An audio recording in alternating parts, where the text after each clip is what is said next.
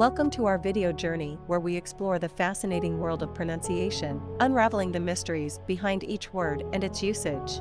In this video, the word is acid test. Acid test.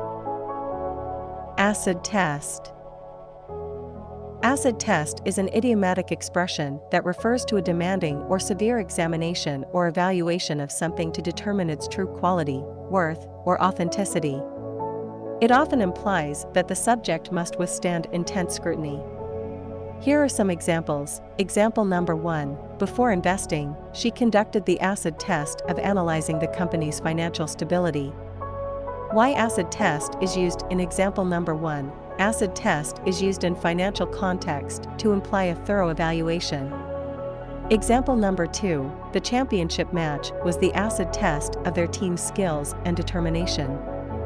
Why acid test is used in example number 2. Acid test signifies a challenging sports competition. Stay tuned for more linguistic wonders and join us in unlocking the magic of language. Thanks for watching, and until next time, keep speaking, writing, and embracing the beauty of words.